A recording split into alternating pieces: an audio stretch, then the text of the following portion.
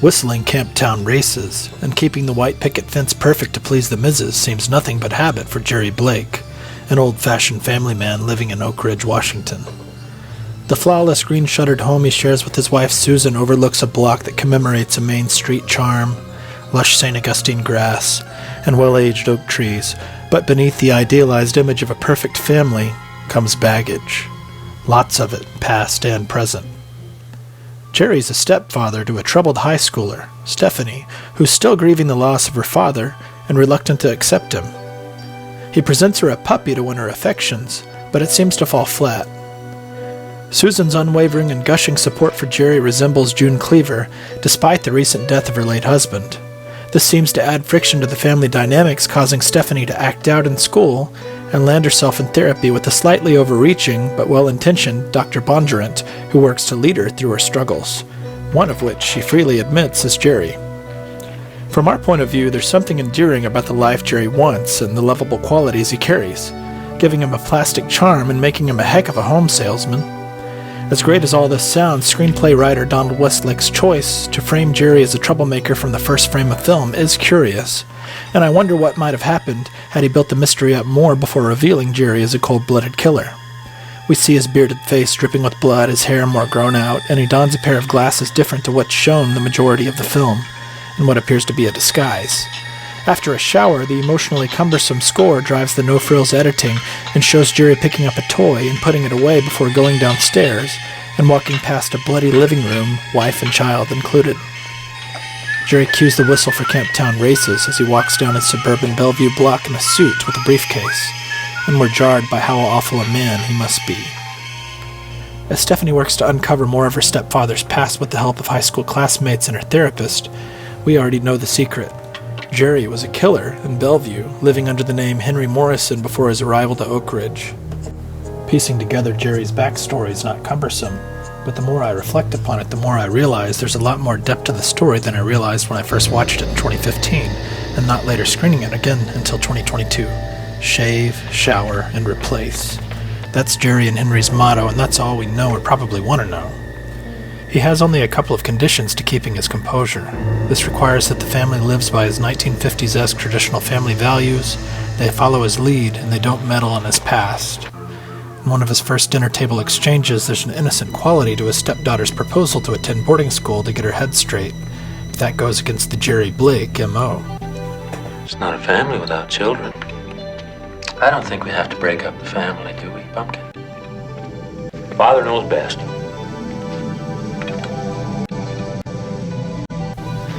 Jerry shows a house and quickly catches himself in a lie about his slain daughter, of which he's corrected by a little girl, and then a short time later the Blakes are shown hosting a slew of bustling and smiling families at a backyard barbecue, to which Jerry admits he's already sold 5 houses, leading us to assume that they're all families and each are in attendance as they joke with him throughout the night. Jerry is implored to give a speech to this audience, giving us a bigger clue into his identity, or at least the one he hopes to portray.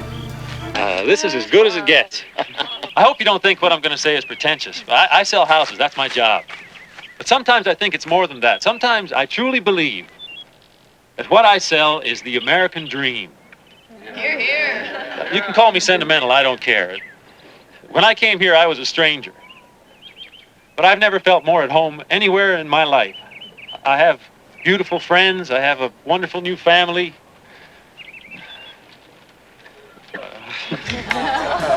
A newspaper article about the Morrison murders in neighboring Bellevue is discussed at the barbecue, and Jerry can't stomach it any better than he does the spare ribs he's prepared. This kind of thing really gets to me, you know. That a man could be driven to do something like that to his own family, to his children.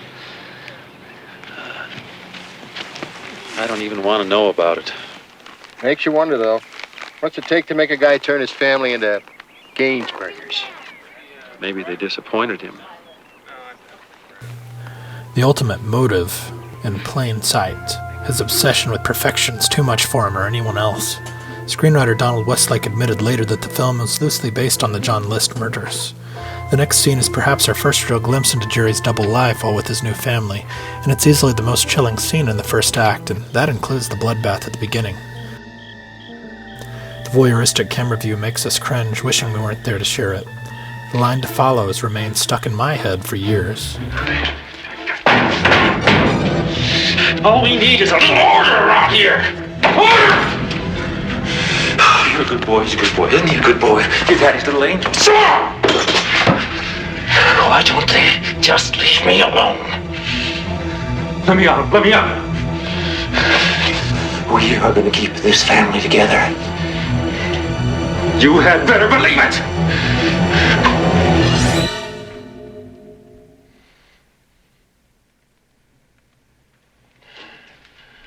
Hi, honey.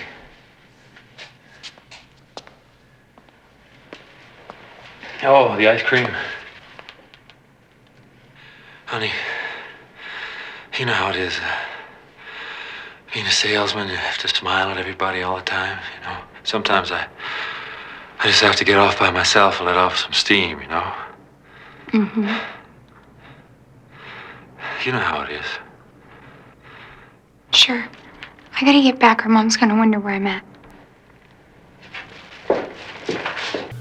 I suppose this is the tale of many a man like Jerry leading double lives. I just hope there aren't that many. Idealizing the old-fashioned, running from reality, and trusting that his way is the only way, albeit a bloody and deceptive one. After discovering the unphotographed newspaper article of the Morrison murder, Stephanie writes the Seattle Examiner asking for a photo of Henry Morrison, suspecting it could be her stepfather. Jerry gets home from work early and discovers it, quickly swapping it out for a photograph of another man. We get another basement tirade.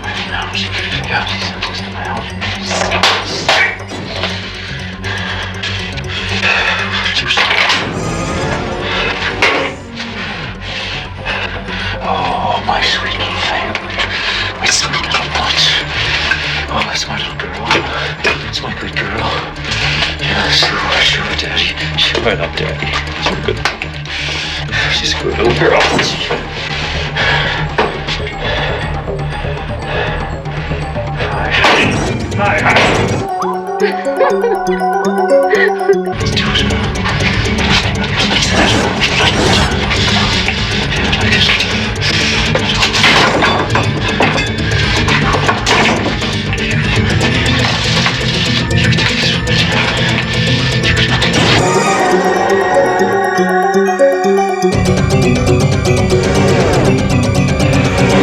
Jerry, honey, Yes? dinner in 15 minutes.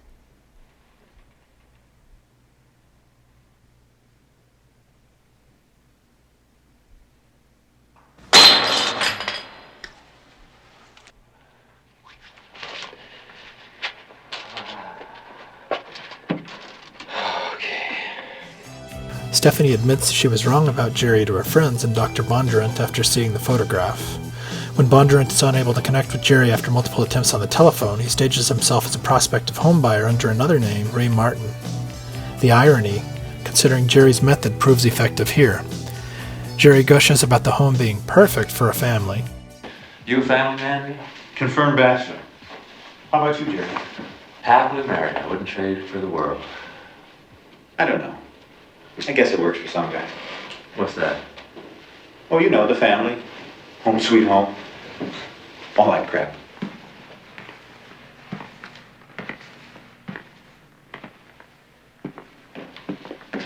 What line of work are you in, Ray? If you don't mind my asking. Oh, not at all. I'm in stress management.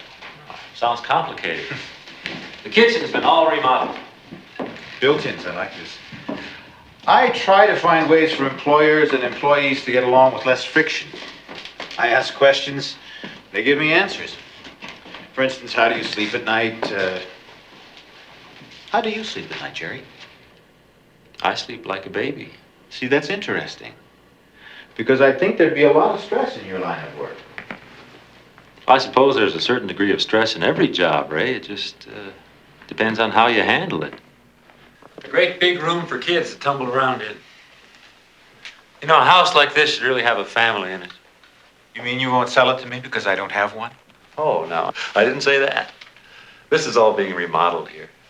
You really are a cheerleader for the old traditional values, aren't you, Jerry? Tradition is important. Sounds like you had a strict upbringing. You might say that. Let me ask you a question, Ray. Sure. Are you interested in buying a house or in me? Sorry. Force of habit. My wife gets on me for that all the time. I thought you said you were a bachelor. Recently divorced. I see. Sometimes I forget I'm not married anymore. Probably just stress. Who are you? How'd you get onto me?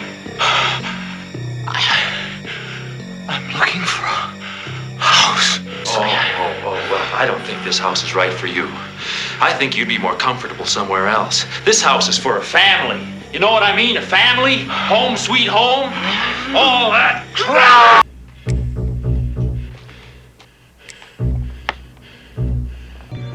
Dr. Bondurant.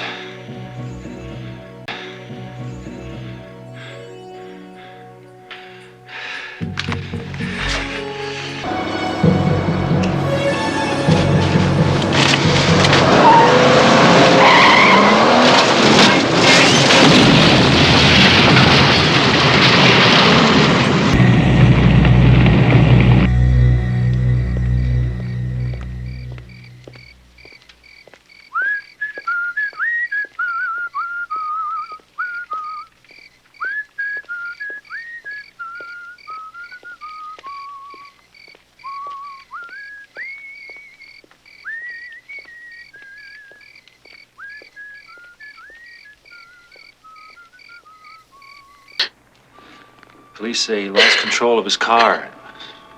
It's one of those stupid, unnecessary accidents. He was my friend. I know, baby. He was a very special man. In his own way, he helped to bring us together. And nothing is ever going to split us apart. Throughout the film, Jerry's perfected a birdhouse in the basement which is now ready to set up. It resembles the home he shares with Susan and Stephanie, and they mount it in the backyard, adding a brief moment of connection between the three of them, and a false sense of security to us that Jerry just might get what he wants. Jerry's shown praying at a meal with Susan and Stephanie. Sweetheart, everything looks absolutely perfect. You know, until this moment, I never realized what Thanksgiving was all about.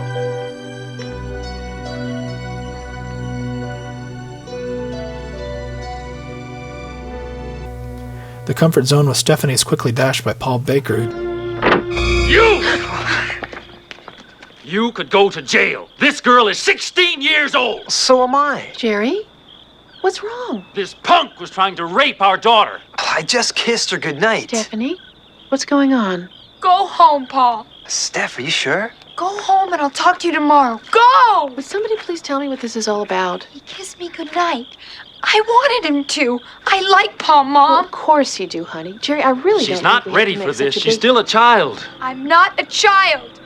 Just because you're all crazy and demented and hung up about sex. Stephanie, don't you talk to your father that way. He's not my father. He's just some crazy creep. How can you even bear to let him touch you? Stop it! He's your father now, and you'll respect him. Stephanie!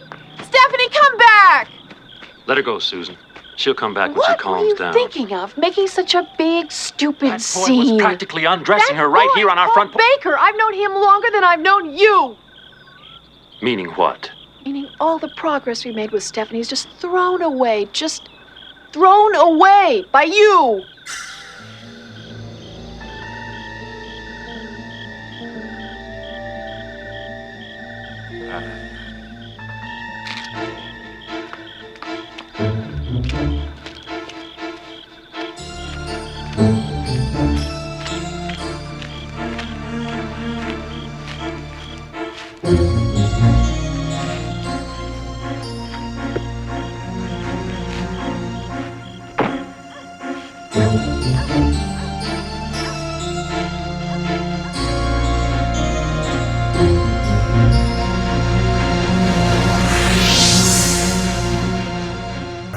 The next scene shows him packing up at his office and bidding his coworkers farewell.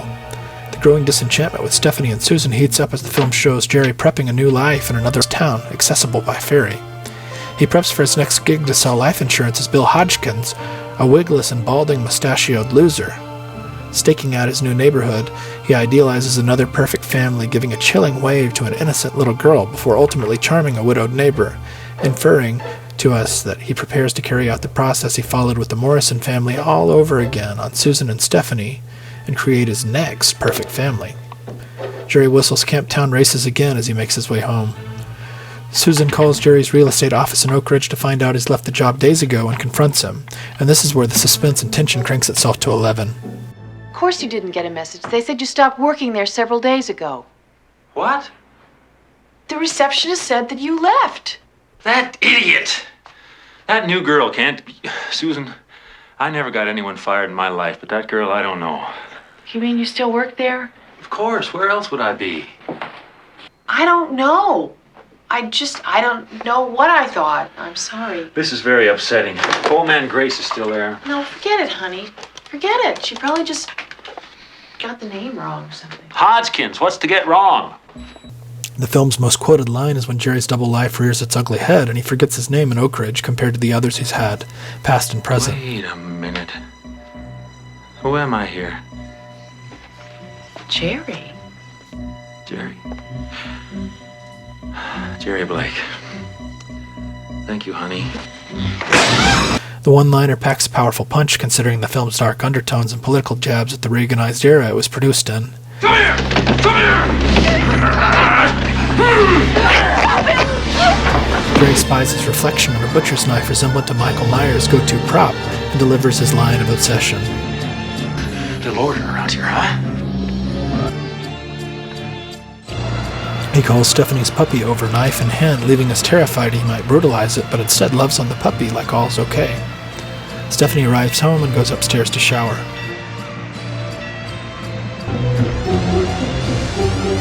You're a very bad girl. Past meets present when Jerry is confronted by a sibling to the Morrison family, Jim Ogilvy, whose offbeat scenes and rabbit trails in the film don't work very well with the rest of its narrative, though it is apparent Westlake was merely trying to pad the backstory or uptick the film's runtime from a 60-minute feature to 90 minutes. Jerry kills Ogilvy with a knife after several jabs. Another great line. Next time, Jim, call before you drop by.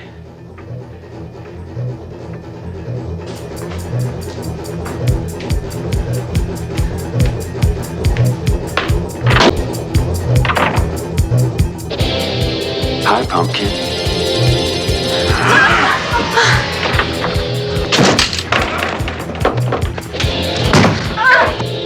Steph, it's over.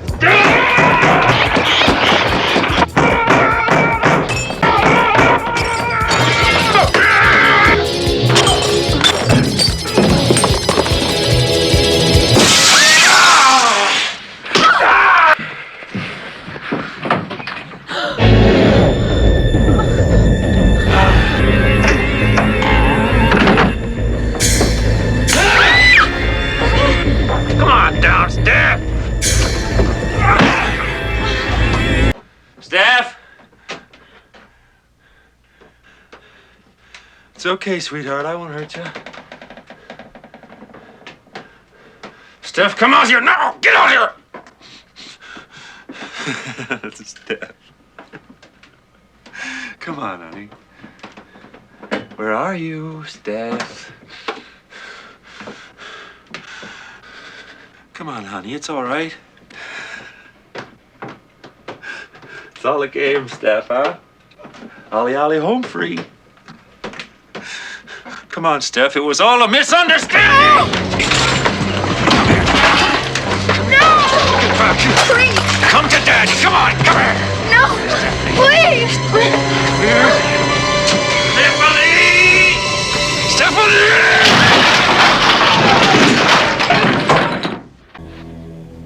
Stephanie! Stephanie! Stephanie? Mommy?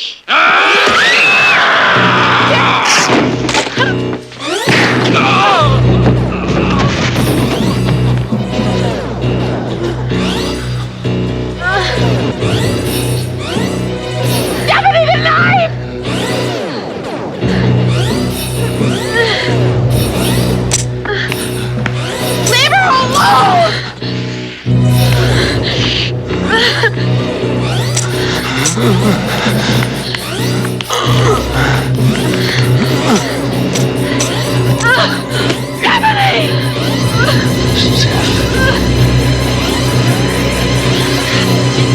it!